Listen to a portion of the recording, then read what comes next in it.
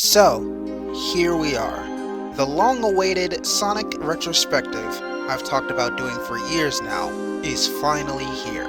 With Sonic Frontiers releasing the Final Horizon update and Sonic Superstars just coming out, I feel like now is the best time to do one of these. It's no secret that I love Sonic. Hell, my whole channel is based around the guy, but my start with Sonic is different than your usual Sonic fan. I was born in 2001, so it's the adventure/dark age era of Sonic that I have the fondest memories of. Hell, my introduction to Sonic wasn't even any of the video games. It was in fact that the TV anime show Sonic X that was airing at the time that got me hooked, but we'll go more in depth about that when we start reviewing that era. The point is that the classic Sonic games were never really on my radar for me, as I found them kinda boring. It wasn't until I played the Sonic Classic Collection for the Nintendo DS that I properly got into the classics. And even then, I didn't even fully beat Sonic's 1 and 2. However, it was Sonic 3 that I sunk the most time into and fully beat it. All emeralds and everything. Again, we'll go more into that in the Sonic 3 video. But now, a whole decade later, I've grown to appreciate what the classic games have done for the series. As if not for those games, some of my favorite 3D titles wouldn't even exist. But what was it about these games that sparked so many people into loving Sonic to begin with? Well, to answer that question, we need to go back to where it all began. Let's talk about Sonic the Hedgehog.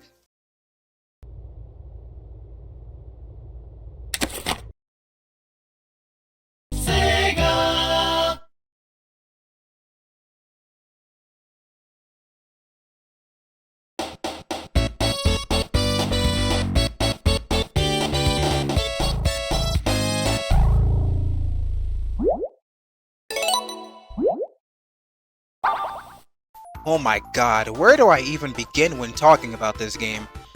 I won't talk about the history of Sonic's creation, as there are plenty of other videos that talk about that way better than I can. But you can instantly tell what Sega wanted to do the second you enter the first level and hear that iconic track we all know too well at this point.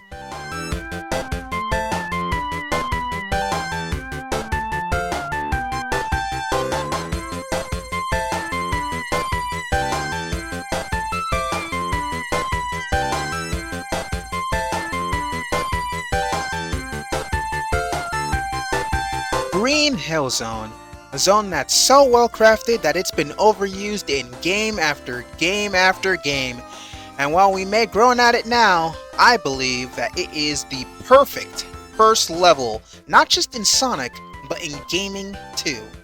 This zone perfectly shows off exactly what Sonic is and how his gameplay would change gaming as a whole. See, the reason why this level works so well is due to Sonic's physics and momentum-based control scheme. Sonic's speed is natural, so when you roll down a hill or a slope, Sonic will gain more speed and will slow down when you go uphill. It's with this very control scheme that made Sonic so interesting to play compared to, say, Mario's simple left and right controls. And the whole game is filled to the brim of stuff like this. Like getting over this part with a well-timed jump in Green Hill Zone, or gaining speed in this U-shaped part in Spring Yard Zone. It's this kind of moments that make Sonic distinctive to the other gaming mascots at the time. And speaking of standing out, another thing that makes Sonic stand out is his music and atmosphere. If there's one thing that is consistent with all the Sonic games, good and bad, is that the music especially is always a bop to listen to, and Sonic 1 is no exception, despite the limited hardware it is released on. I have already mentioned Green Hill Zone as a great starting level, but its music is also what makes it such a fun stage to go through.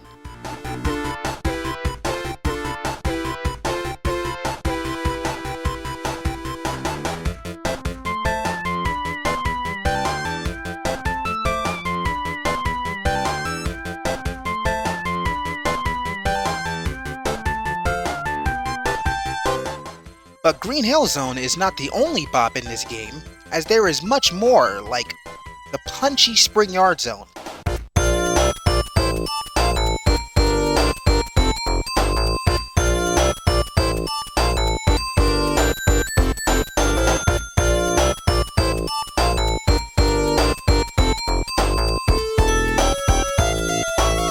dreamy-like feel you get of hearing Starlight Zone and the special stage music.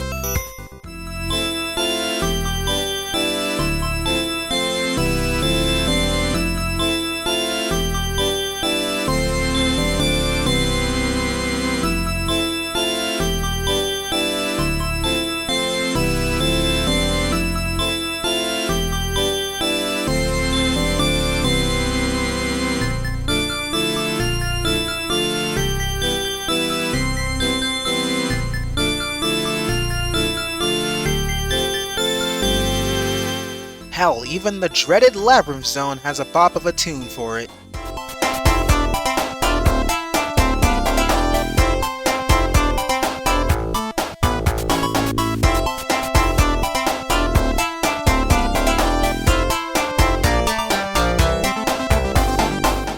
These tunes are amazing for what the Genesis is able to produce. But these songs aren't just fun tunes to listen to, they help bring life and atmosphere into these levels. With Green Hill's music, it gives off the bouncy, cheerful, and colorful atmosphere of a first level. Marble and Labyrinth Zone's music make you feel like you're traveling through the ruins of the island. And Scrap Brain Zone's music gives it this finale-esque feel, as this is Eggman's territory now, and you're no longer in Green Hill. That's what makes the music in this game so great, as this should set the stage for Sonic to be a music staple in gaming history. Now, I don't really have much to say on this topic, as the story in these classic games are very simple and not hard to understand. But for what little we have here, it definitely worked, as it made Sonic stand out from, say, your typical Mario plot. So starting off, we only have two characters to work with here. Our main hero Sonic, and his arch-foe, the great Dr. Ivo Robotnik, or as everyone else likes to call him, Dr. Eggman. I won't get into the whole why he has two names thing, but in short, in Japan, at the time anyway, he was always called Dr. Eggman. But here in the West, that name wasn't menacing or cool enough for him, so they decided to give him the name Ivo Robotnik to make him sound more like a threat, or just cooler looking in general. But back to the story, Dr. Eggman has traveled to South Island to find the 6 mythical Chaos Emeralds, and use their power to take over the world with his robot army. He's been kidnapping the woodland creatures who inhabit the island, and using them to power his robots. Sonic doesn't take kindly to his animal friends being used like this, so he sets off to collect the 6 Chaos Emeralds, save his friends, and stop the good doctor's plan to take over the world.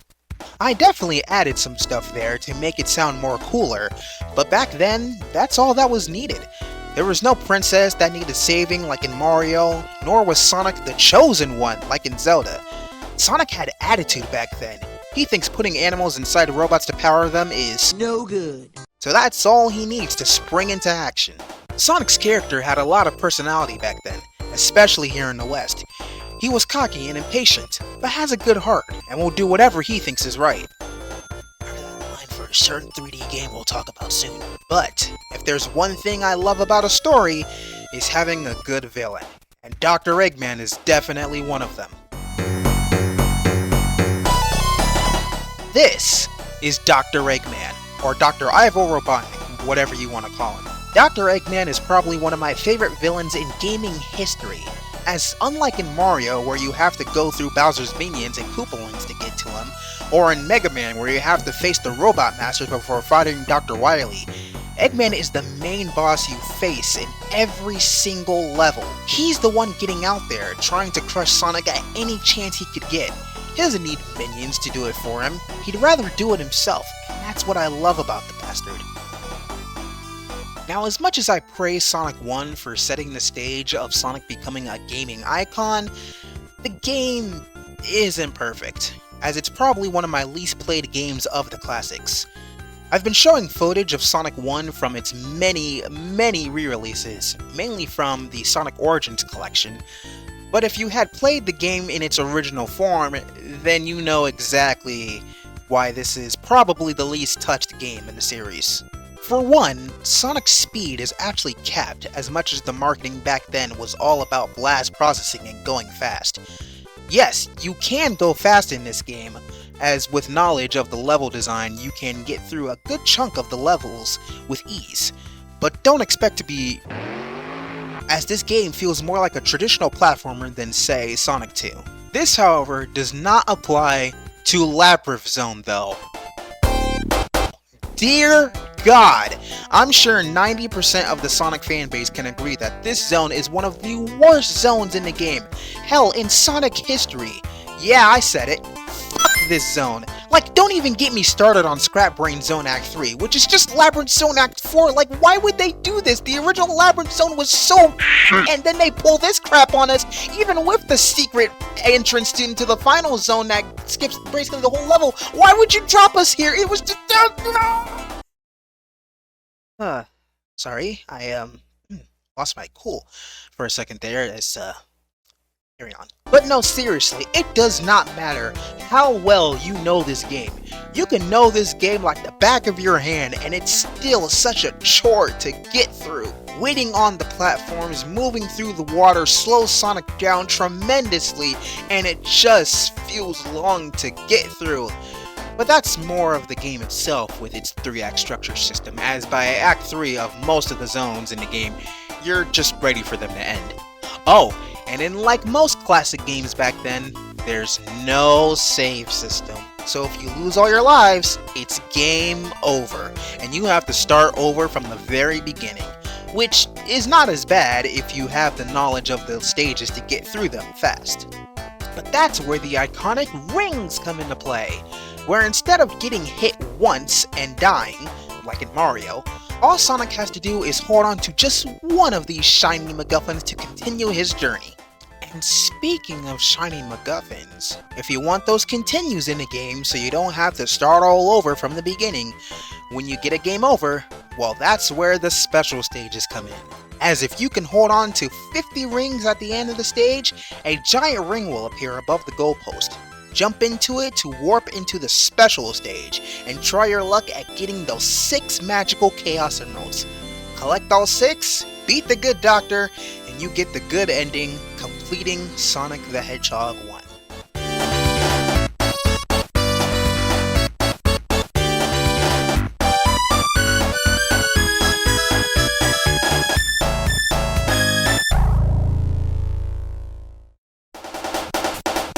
You know, despite my negatives on this game, I still love it, as it's exactly what Sega needed to get Sonic on the map to overthrow Nintendo, who were the kings of gaming at the time. A game with an instantly iconic character, art style, game design, music, and iconic villain graphics, you name it! This game did everything Sega wanted it to do after the failure of Alex Kidd and its last gaming console. What else needs to be said about this game that hasn't been said already? With this game, Sonic has become a multimedia juggernaut icon that still exists 33 years later. And while it may be my least played game of the classics, I still love this game and what it stands for, the birth of a gaming icon.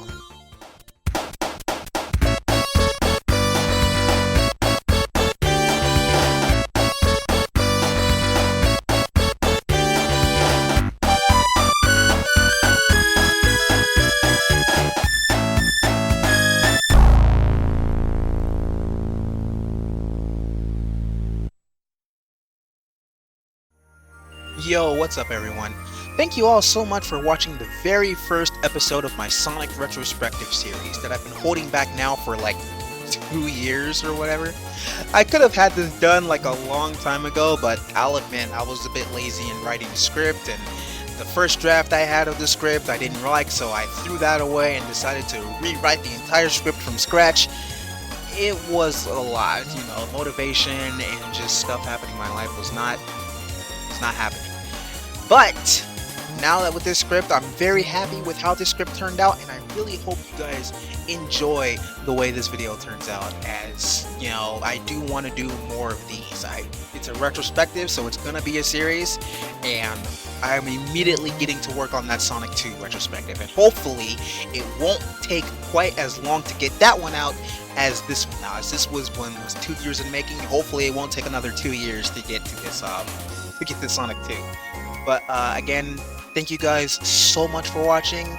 If you like this video, don't forget to smash that like button, comment, like, and subscribe. I said smash that like button. Jesus Christ. This part is unscripted, by the way. But yeah, comment, like, subscribe. Also join my brand new Discord server, link in the description. And yeah, I will see you guys in Sonic the Hedgehog 2. Anyway, thank you guys so much for watching. See y'all and have a fantastic day. Peace, my #TSG Nation, and as always, take care.